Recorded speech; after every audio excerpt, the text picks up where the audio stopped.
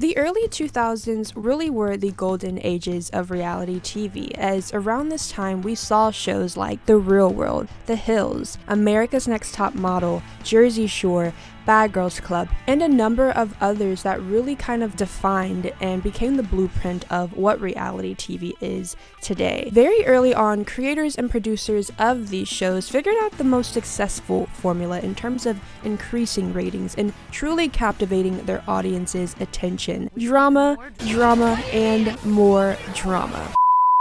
As I was looking into today's topic, I asked myself, why is it that we find drama so entertaining? Why do we enjoy conflict on our screens? And what I found is that we enjoy picking sides. We often form our favorites, pick out those we don't like. We genuinely enjoy finding someone to root for, and likewise finding someone to root against. Now in the earlier ages of reality TV, I think we can all observe things back then were even more absurd, outlandish, and just truly unfiltered. If I ever see you on the street, I swear to God, I'll kill you. Well, yeah, I mean, that was kind of like the most racist comment I've ever heard. What did she say? She said, go pick cotton, bitch. When you take a look at shows like The Real World and Bad Girls Club especially, these are shows in which the producers were very well known for stirring the pot and encouraging the drama, so much so that fighting on national television was not at all anything out of the ordinary, which in turn brought about this phenomenon of creating a reality TV villain, a phenomenon that encouraged reality stars to present the worst version of themselves in exchange for 5 seconds of fame and money. You want the black to come out? So for today's video, we are going to look at one of the worst shows still around that is guilty of abusing the villain edit. A show that continues to encourage drama, exploit its contestants, and all in the same stroke, shame and shun them till the end of time, forever making a mockery and an example out of their name.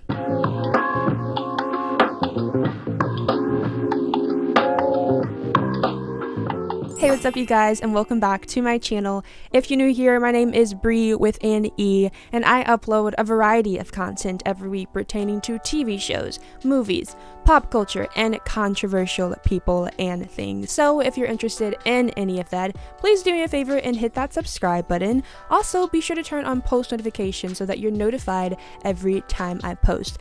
But if you don't want to, that's cool, that's okay. Just make sure you drop back in every week for new uploads. And also, lastly, the last thing I need you to do is give this video a big thumbs up, as it helps so much with the algorithm and making sure people find this video and videos like this, as well as my channel. And I also want to just say thank you so much to those of you who tune in weekly for my videos and always are offering me support.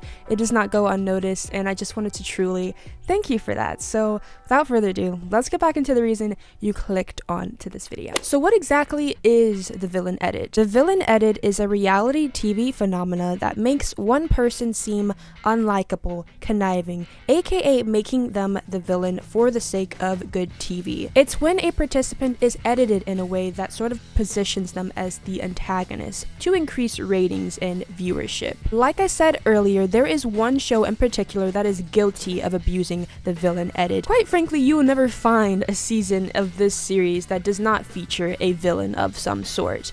And this series is none other than the Bachelor franchise. The Bachelor franchise, composed of a series of spin-off shows based on its original show, The Bachelor, premiering in 2002, has been a staple to American reality dating TV shows for over 2 decades now. Hey Chris, good to see you, buddy. Great to see you. Welcome. Thank you. You are the Bachelor. I'm the Bachelor. The Bachelor features one single man's journey to find love amongst 30-plus female contestants vying to be the last woman standing. These women, over the course of several weeks, compete with one another to win over the Bachelor's heart. Meanwhile, the Bachelor, week by week, narrows down his pool of ladies by sending those he does not see a future with home. In the end, the show famously ends with the engagement, where the Bachelor makes his final decision over who he loves most and thus sees a future with. Not even a full year after the premiere of The Bachelor, in January of 2003, The Bachelorette, the very popular spin-off of The Bachelor featuring one single bachelorette and a group of 30-plus men vying for one woman's love, premiered. Over the course of 2 decades now, we've seen about 7 different spin-offs of The Bachelor, and having watched a good handful of all of the franchise's shows, it's easy to identify its obsession with broadcasting drama and using it as a selling point, so much so that most people aren't tuning in for the romance anymore, but more so to watch the drama unfold. I think this has become quite evident in more recent years of shows like The Bachelor and Bachelorette that have kept their viewers' attention solely through drama-filled seasons and the suspense-filled, nail-biting, over-the-top, overly hyped, and overly dramatic finales. Now, it's important that I point out a lot of the times within the Bachelor franchise, contestants who receive the villain edit aren't necessarily always so innocent. Some people genuinely give the producers good TV willingly by acting out and creating drama all on their own in an attempt to gain more fame. Keep my name out your mouth. Oh my god. But it's also important to note that producers do very well exploit these people who are suffering from very real issues like alcohol dependency and these aggressive anger outbursts. Sure, while these people choose to come on reality TV and make a fool of themselves, I still think it's then grimy to specifically encourage their behavior and then turn around and use it to exploit them for views and ratings. While that's the name of the game, drama equals ratings. For a franchise such as The Bachelor that encourages conversations over mental health, growing, loving, and healing through therapy, they sure have an interesting way of prioritizing the mental health of their own contestants. Now, while no one is holding a gun to these people's heads and forcing them to ruin their own reputation, like I said, the producers do very well know what they're doing. They use them to fulfill their purpose for creating a entertaining season, and then in the aftermath, when they receive all this blowback and all this hate online, they just throw them to the wolves. The episode taking a sharp turn to address some issues so many women on the show are facing. People have become so comfortable being mean, and meaner than ever on social media. How many of you have faced true hate? Not criticism, true hate. That's 100% of you. To show you how the franchise's producers have more of a hand in instigating drama and exploiting their contestants, all for views, let's look at a few examples of contestants from past seasons who were edited as the villain of their season, who were sure controversial in their own right, but were simply just painted in the worst light possible by producers and exploited for views, all at the cost of their own mental health and sanity. Our first villain is Chad Johnson from season 12 of The Bachelorette that premiered in 2016, featuring JoJo Fletcher as the leading lady. Very early on, Chad was branded as the bad boy of his season. Looking back at his season, he was always shown being a classic douche, very unfiltered and unapologetic, even if it was controversial. That man was going to say what he needed to say and didn't care if it offended anyone. I do wish you the best of luck in your relationship endeavors.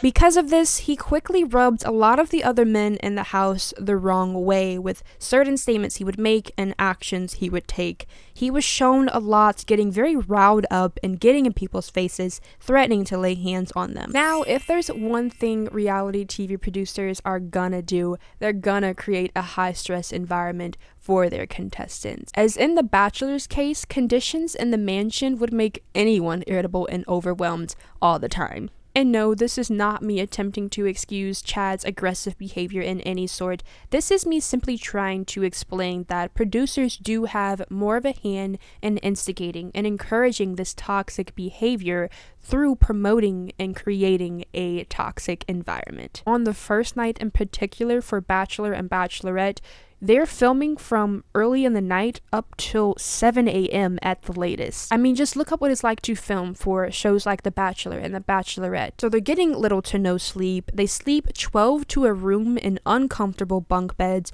aren't allowed to listen to music, aren't allowed to leave the property, and aren't allowed to read books or magazines. Like, they are genuinely just cut off from the rest of the world. They're isolated in this Bachelor bubble. And everything that they could use as an escape or a soothing and calming mechanism is kind of stripped away from them. So on top of the no sleep and all of these other factors that are contributing to their irritableness and them being overwhelmed all the time, you throw in the fact that they are constantly drinking alcohol nonstop throughout rose ceremonies and just in general on their time throughout the show, and you get a recipe for disaster. For Chad's case, I mainly want to point out how he had this very obvious issues and did not need to be in a high stress environment at all. On top of his anger issues and him getting belligerently drunk at each rose ceremony, it just wasn't a good mix. And instead of kicking him off the show, they kind of just encouraged the behavior. They kept him on. They even used his behavior as a selling point for their show because he brought so much drama to their season. After his exit from The Bachelorette, Chad was invited back for season 3 of Bachelor in Paradise, another one of the franchise's spin-offs that featured contestants from The Bachelor and Bachelorette who didn't find love on their original seasons. However, in the name of getting kicked out, his appearance on the show was cut short due to his inappropriate drunken behavior. Now, I actually found an interview with Chad where he opened up about having maybe one too many drinks before he actually even started to film for Bachelor in Paradise. And then while drinking, he stated that he kind of just had access to open bar at all hours of the day. Yeah. What happened? Set the scene for me. When you get to Paradise, are you immediately given a drink? I had drank a whole bottle of wine and like 6 or 7 shots before we even started filming, but I asked for it, you know? They didn't tell me to drink any of it. Nobody's gonna tell you at an open bar, stop drinking. Is it ever, encouraged? Like, hey, why don't you have another one? No, I don't believe so. That never happened to me. Now, Chad was actually defending the producers here and saying that they weren't encouraging him to drink, but I call bull. While sure, producers weren't outwardly encouraging him to drink by physically handing him drinks and saying, here, drink this, they obviously set the standard that there is no limit, because they know it makes people loosen up, start drama and fights, which is what they want. I believe they let that man drink, act out, and make a fool of himself only until he became a threat to the crew and the cast's safety, after which and only then was he promptly kicked off the show. Chad from the very beginning just was not meant to be on reality TV. This man had very obvious issues. The producers saw that. He was getting completely hammered, and they used that to exploit him for views. And my timeline's fuzzy on this, but I believe a year or a couple years after he did The Bachelorette and The Bachelor in Paradise, Chad's life went into a complete downward spiral. He racked up 6 misdemeanor charges and was even arrested for, I believe, domestic violence against his then girlfriend. Also, at the time for filming for The Bachelorette, just 6 months prior, I believe his mom died. So I guess, I come on these shows sometimes and people see me as this jerk or who's defensive or who, kind of is standoffish. But it's like, I don't like letting new people in that easy, because I don't want to lose someone again like that. And I know that that's, my mother, and she was sick. You never wanted to have that feeling again. Right. So you figured, I'm not even going to put myself in that position. Yeah. And he kind of expressed in an interview that he never really had the chance to really cope with it. He kind of from there just went on to start filming for these shows and didn't really have a moment to himself to really actually truly grieve and go through that healing process, which I think can kind of explain, him acting out. And I certainly don't condone his behavior, but I think we've all been in that place in our life where we've been going through some things and we really haven't truly, had the time to really appropriately heal and grieve and move on from that situation, and so we kind of do act out. But personally, I do not think Chad was this bad person or bad guy at all. I think he just came on reality TV at a very terrible time in his life, and sadly and consequently, he faced the repercussions of that through receiving these villain edits. Our second villain is Corinne Olympius from season 21 of The Bachelor that featured leading man Nick File. In 2017, Corinne quickly became the talk of her season, as she was sort of seen as this overtly sexually promiscuous woman who was very in touch with her sexuality. As a result of her kind of distasteful tactic of using her body and sexual drive to entice Nick, many of the girls could not respect her as they thought she was trashy, unintelligent, and immature. Even when she went on to do interviews after the show like Ellen and Jimmy Kimmel, you can tell that they kind of didn't really take her seriously and that her intelligence was continually being insulted and deduced to what was shown on the show. Just watching a few of her interviews, you can tell she was pretty well spoken actually, and that there was more to her than just her being this sexually promiscuous, ditzy, dumb blonde of a title that was casted upon her. Now, as I stated very early on, Corinne sort of became the talk of her season for her being this very sexually promiscuous woman and rubbing the girls the wrong way. But about midway through the season, we actually see her kind of fade to the background. Not so much to the background, but she isn't so much of the focal point of all the drama anymore. Because we see her actually start to develop somewhat of an emotional connection with Nick. Whereas before it was kind of just a physical connection and she was kind of using her body to lure him. And I don't want to like make her sound like, an SLUT. I'm just saying from like the viewer's perspective, she kind of won his heart over rather than his. But pretty quickly after they stopped showing her as the villain of her season, she kind of gained a lot of love from the Bachelor Nation as she became, I think, the most loved from her season and in the Bachelor franchise as a whole, one of the most loved. She went as far as, I believe, hometowns, which are usually the final 4 women. For context, around this time of the show where the pool of women becomes less and less, the show pivots from focus on petty drama to each of the women's intensifying relationships with the lead man and and we saw this sort of thing happen before with Hannah Ann from Peter's season, who actually made it to the end. She was the final woman and briefly engaged to Peter, and well, we all know how that played out. But Hannah Ann too was sort of the early villain of her season until one day she just wasn't. Hannah Ann, again for the 3rd time, what interrupted happened? me. I literally Hannah? I had 2 minutes. No. My first time, and this is her 3rd time. You had your time, twice. That's fine, but like I want to be able to like speak my mind and have my time with him as well. Yeah, and I want that for you too.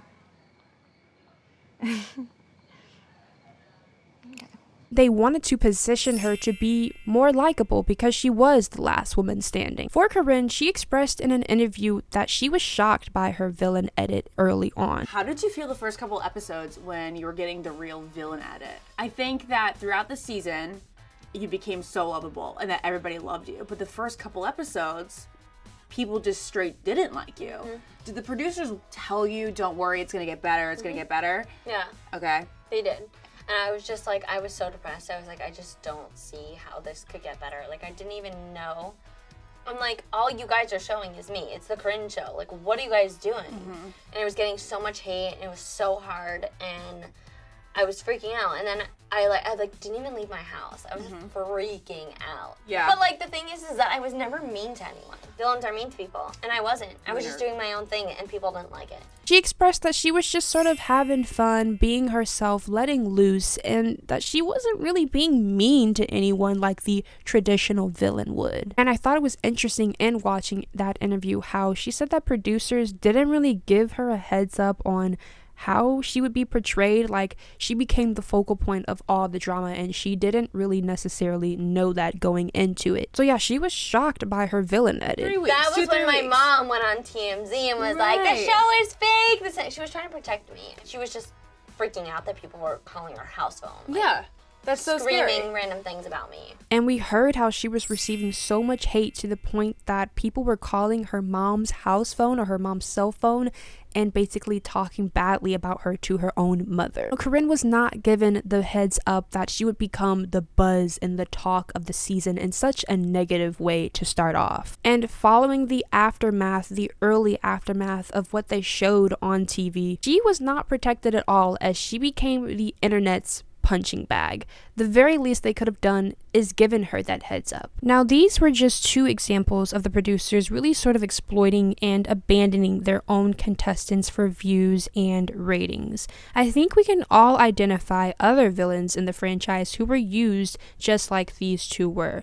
But I just want to say that the Bachelor franchise should do a better job at protecting their contestants, as just in general, the way contestants on the show are portrayed can be manipulated in such a way that causes the decline of their own mental health, because they soon get bombarded with these death threats, hate speech, and all of these terrible things from receiving a bad edit or misleading edit on the show. I don't know what kind of contracts these contestants are signing, but more contestants should do their research about the show prior to agreeing to join so that they do not become the next punching bag. And again, while these contestants are full-blown adults who are consciously making the decision to be on reality TV, I still don't think then that they deserve to be ripped apart for the same actions, the same statements we've all mistakenly made at a point in our life. None of us are perfect, and I'm sure that if we were all living in the public eye, we'd be canceled sooner or later for something we've said or done in the past too. I think we need to give more people grace because we are all human, and I know that's like a statement that gets uttered so many times that it loses its value, but it shouldn't. We are all humans, and especially the majority of people who go on reality TV shows exhibit a lack of maturity in the first place. It's like, why be so judgmental to A, people you don't even know, and B, people who do not personally impact and affect your life in any way. It costs literally nothing to be kind, and understand also that these shows are heavily edited and sometimes even scripted. If you're going to watch a show that you acknowledge is trashy reality TV, don't hold the people on it to high standards, because clearly they are there to bring the entertainment. But really, I just hope the Bachelor franchise truly examines how they exploit others, tarnish reputations, manipulate and deceive viewers, and lastly, ruin the mental health of their own contestants. It's trashy and so backward from what the franchise claims they stand for, support, and stand against. But that's gonna do it for today's video on the villain edit and the Bachelor franchise. Did you agree with any of my points I made today? Do you have any thoughts of your own? Did I miss another villain who you think in your eyes was wrongly portrayed in the eyes of the Bachelor? Let me know who is your favorite villain or just favorite person from the Bachelor Nation in general. But if you enjoyed today's video, as always, please make sure to give it a big thumbs up, and also make sure you hit that subscribe button and hit that bell notification so that you're notified every time I post. So with all that being said, guys, be kind, mindful, and show grace. And I'll see you in my next video. Bye!